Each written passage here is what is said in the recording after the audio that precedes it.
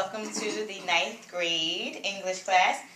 We're going to be going through poetry today. It's going to be a week-long lesson on poetry, but today we're just going to do a brief introduction to just learn how to see different forms of poetry, how to dissect the poetry, and just to see like if there's a rhyming scheme or if there's not a rhyming scheme. Is it blank verse?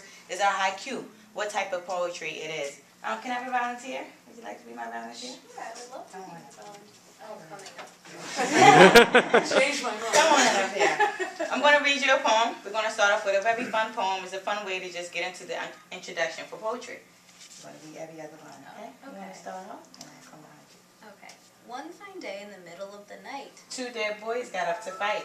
back to back they faced each other. Drew their swords and shot each other. One was blind and the other couldn't see. So they chose a dummy for a referee. A blind man went to see fair play. A dumb man went to shout hooray. A paralyzed donkey passing by Kicked the blind man in the eye. knocked him through a 9-inch wall. Into a dry ditch and drowned them all. A deaf policeman heard the noise. And came to arrest the two dead boys. If you don't believe this story is true, Ask the blind man, he saw it too.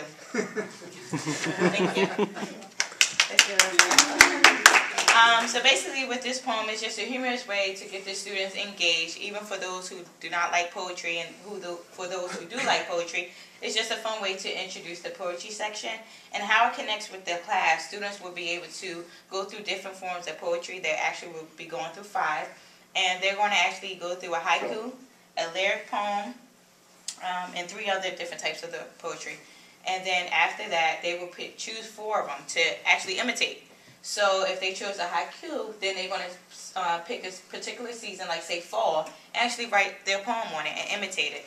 Those 4 poems would then later be used for a portfolio. So.